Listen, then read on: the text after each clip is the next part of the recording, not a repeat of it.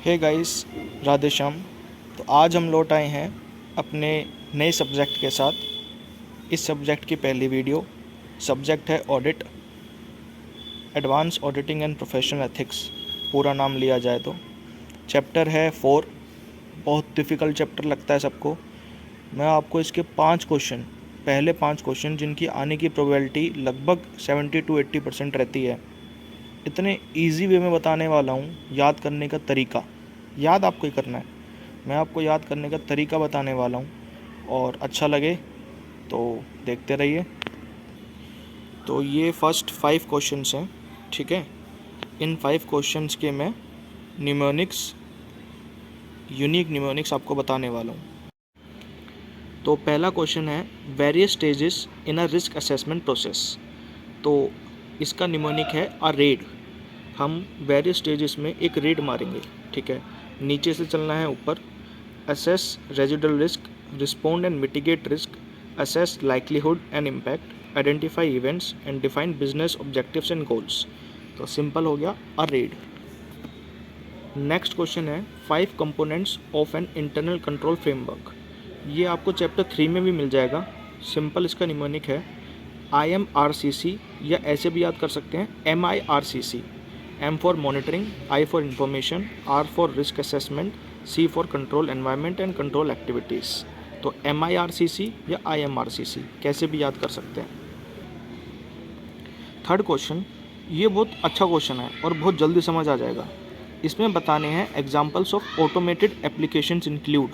क्या इंक्लूड होता है ऑटोमेटेड एप्लीकेशंस में? तो आप इसको ऐसे ध्यान रखिए। CIA एक इन्वेस्टिगेशन एजेंसी है, ठीक है।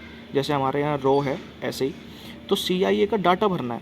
उस डाटा को भरते वक्त हमें क्या क्या ध्यान रखना है, आप ऐसे भी याद रख सकते हो। कोई गूगल फॉर्म भरते हो ना, उसमें क्या क्या चीज़ें ध्यान रखते हो कि लिमिट्स लग जाएँ, रीजनेबल चेक्स हों, फॉर्मेट सही आए, जो मैंडेटरी डाटा फील्ड्स है उन पे स्टार बना आता है ना, तो वो लगे, ठीक है। सीक्वेंस नंबर सही हो, वैलिडेशन हो इनपुट डाटा की। ऐसा जैसे पूछा गया उम्र, एज पूछी गई, तो एज में 25, 26 ये डाल सकते हैं ना, एज में चेतन नहीं डाल सकते, तो आप नाम नहीं डाल सकते। तो वैलिडेशन होना चाहिए इनपुट डाटा का, एडिट चेक्स होने चाहिए।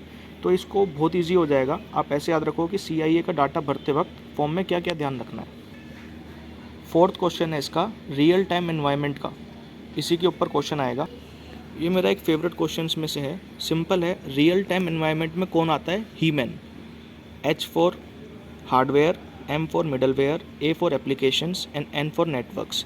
तो रियल टाइम एनवायरनमेंट में कौन आता है? हीमैन। कौन आता है? हीमैन। तो देखो, 2 तरीके से याद हुआ, क्वेश्चन भी याद हो गया, रियल टाइम एनवायरनमेंट, और हीमैन आंसर भी याद होगा। फिफ्थ क्वेश्चन है, आ गया तो 4 नंबर पूरे दे के जाएगा। क्या क्वेश्चन है? एंटिटीज रिस्क असेसमेंट प्रोसेस क्या होता है? तो ऐसे याद रखो, एंटिटी का रैप रिस्क असेसमेंट प्रोसेस क्या कहता है? एंटिटी का रैप क्या कहता है? तो एंटिटी का रैप कहता है कि कॉरपोरेट को एक्सटेंड करने के लिए न्यू चेंजेस करो। तो न्यू से इसमें बहुत सारे चेंजेस हैं, ठीक है ना। 2 वर्ड अलग से याद करने हैं, कॉरपोरेट और एक्सपेंड। कॉरपोरेट की रिस्ट्रक्चरिंग और एक्सपेंड फॉरेन ऑपरेशंस। उसके बाद न्यू से ही है, ठीक है, क्या क्या है, और एक चेंजेस इन ऑपरेटिंग एनवायरनमेंट। फिर न्यू के वर्ड्स आ जाते हैं, न्यू पर्सनल रखो, न्यू बिजनेस मॉडल लाओ, न्यू टेक्नोलॉजी लगाओ, ठीक है, न्यू अकाउंटिंग प्रोनाउंसमेंट्स करो। तो इस तरीके से इसको याद कर सकते हैं कि एंटिटी का रैप क्या कहता है, तो क्वेश्चन पता चल गया। आंसर क्या है? कॉरपोरेट को एक्सपेंड करने के लिए न्यू चेंजेस करो। ओके, मिलते हैं नेक्स्ट वीडियो में जल्दी ही। पढ़ते रहिए, CA बन के रहेंगे।